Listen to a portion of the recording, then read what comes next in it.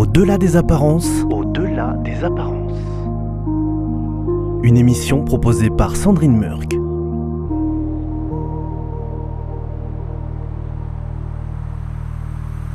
Bonjour à toutes et à tous. Alors vous connaissez maintenant la famille Garcia, hyper investie dans le développement des jeunes talents. Un fils guitariste de renom, Thibaut Garcia, avec père et mère à la programmation, à la caisse, au bien-être des stars, aux pots d'après-concert, aux maigres subventions, ou pas toujours maigres d'ailleurs, aux affiches, à la com, et tout ça après le boulot, bien entendu, puisque Gaëlle, la maman ici présente, travaille à la Chambre de commerce de Toulouse, et Jules, le papa, est kiné. À la clé de cette minuscule entreprise familiale, des concerts bouleversants, des trouvailles exceptionnelles comme Raphaël Feuillâtre ou Yamandou Costa. Et tout ça se fait avec une simplicité et une gentillesse désarmantes dans ce monde parfois arrogant de la culture. Et le public d'ailleurs ne s'y trompe pas. Mélomanes avertis, guitaristes eux-mêmes, beaucoup de jeunes, des étudiants et leurs profs. Oui, alors l'histoire des professeurs, c'est quelque chose aussi qui date du début de la création de l'association, parce qu'on s'était rendu compte qu'il n'y avait pas grand-chose en guitare, on en a parlé, mais du coup, pour l'éveil, l'épanouissement des jeunes guitaristes, il n'y avait pas grand-chose.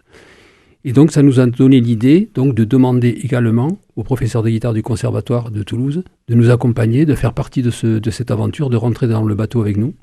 Ce qu'ils ont fait vraiment avec beaucoup de gentillesse et d'efficacité, et surtout, beaucoup d'investissement auprès des jeunes. Et ça rappelle un petit peu les débuts de carrière de Thibaut, où dans ce No Man's Land, il n'y avait ni masterclass, ni scène ouverte, je dirais, ou quoi? Je ne sais pas si c'est Thibaut ou si c'est la maman qui veut répondre. Ou... Moi, je dirais qu'il n'y avait pas grand-chose. Je me souviens, au conservatoire, il y avait des concerts de midi, ce qui existe toujours, et ça, c'est déjà très, très bien. Et en fait, ce qu'on fait, en fait, c'est ça en plus grand et en dehors des murs du conservatoire, et du coup, qui s'adresse à un grand public de tout âge, en fait. C'est pour ça qu'il y a vraiment une continuité et un renforcement de ce qu'a mis en place le conservatoire. L'association prend le relais avec les professeurs qui sont eux-mêmes intégrés à l'association, qui mettent ça encore à une plus grande dimension, en créant ces concerts de jeunes quand ils sont prêts, parce que c'est les professeurs qui décident quand tel ou tel élève est prêt à faire une scène, puisqu'il s'agit de scène. Et le rôle des professeurs est très très important là-dedans, sur tout le volet pédagogique. Et Thibaut, donc tu peux corroborer un petit peu tout ce que tu as vécu toi-même dans ta chair finalement avant de devenir professionnel. Absolument, il y a 2 points qui me semblent être vraiment importants dans cette notion de transmission avec la jeunesse. C'est il y a un aspect qui est l'aspect de la formation, autrement dit le fait que quand j'étais étudiant à Toulouse, j'ai eu 0 masterclass. Autrement dit, aucun artiste invité est venu donner des masterclass aux étudiants. Et donc aujourd'hui, ce qu'on propose, comme on invite des artistes internationaux, on leur propose 2 ou 3 fois par an de donner des masterclass au conservatoire et au pôle sup. Donc, c'est-à-dire que les étudiants rencontrent ces artistes, ils sont vraiment en face l'un et l'autre à 1 mètre et ils prennent un cours de maître pendant 3 quarts d'heure. Ça peut changer la vie et une vocation. Et il y a le deuxième aspect qui est plus le passage de l'étudiant au concertiste, c'est-à-dire la scène. Et nous, ce qu'on fait aussi, c'est qu'on propose en première partie de chaque concert de l'artiste international, on propose la première partie à un étudiant du conservatoire ou du pôle sup. Et alors souvent, c'est des étudiants qui ont un niveau déjà élevé et qui sont capables de prendre ce poids sur les épaules. Parce que quand même, il faut imaginer, on est à Saint-Pierre-des-Cuisines, 400 personnes, on a 18 ans, il faut assumer. Et puis Saint-Pierre-des-Cuisines, moi j'aime bien l'appeler le mur, vous voyez, parce que la scène, le public en face est très droit et très haut. Ouais. Donc il faut avoir le niveau pour accepter ça, pour encaisser ça. Et c'est vrai qu'on a souvent des magnifiques premières parties et des vraies révélations en fait, des révélations artistiques. Donc la formation et la révélation artistique des nouveaux talents. Alors on pourrait peut-être proposer d'écouter celle qui va justement jouer le 31 janvier, qui est la prochaine programmation de Toulouse Guitare. C'est Erika Otani. Elle est japonaise, mais elle a surtout 21 ans. je n'en reviens pas à chaque fois. Et on va écouter Recuerdos de la Alhambra.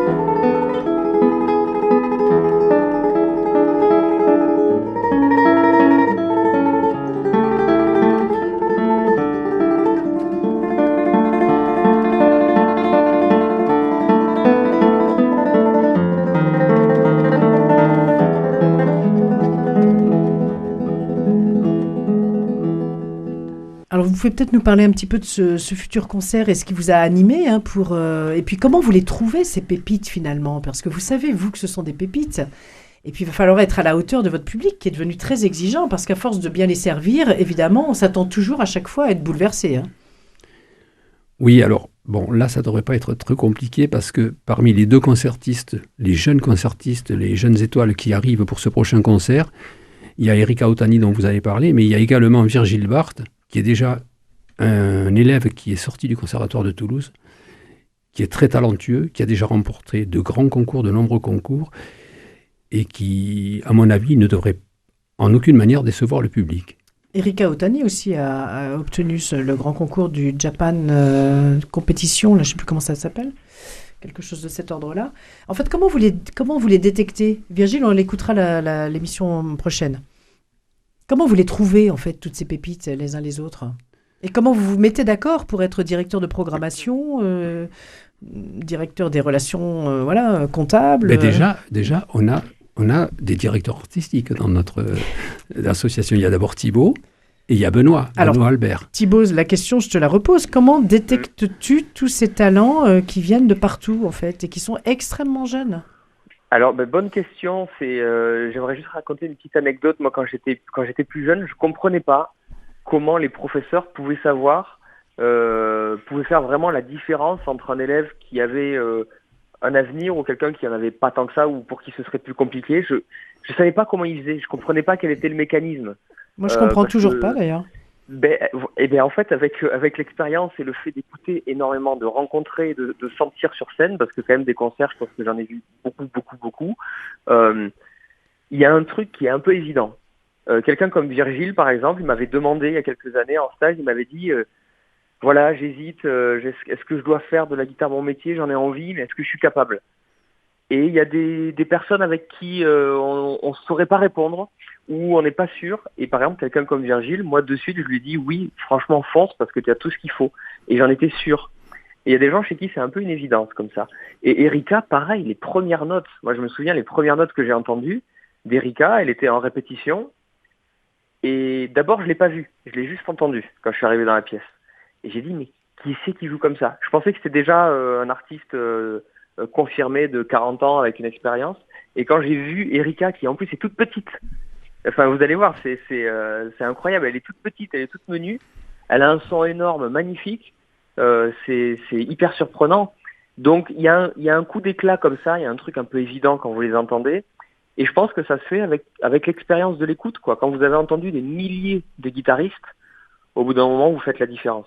Je m'adresse à l'oreille attentive d'Éric qui justement lui aussi s'est bien sélectionné. C'est cette curiosité, tout ce qui vous fait trouver finalement les pépites un peu partout, une curiosité insatiable. Oui, alors bon, là on a l'avis vraiment de l'expert, donc lui il est capable de détecter assez rapidement si quelqu'un, techniquement parlant, en termes de sonorité, a un avenir de ce point de vue. Mais après il y a la personnalité aussi de la personne que l'on a devant soi. Ça aussi lui je pense qu'il sait le faire parce qu'il a l'expérience. Pour quelqu'un comme moi, c'est un peu différent, mais on sent qu'il y a des gens qui dégagent quelque chose. C'est pas forcément une assurance, mais on sent qu'ils ont une histoire à écrire.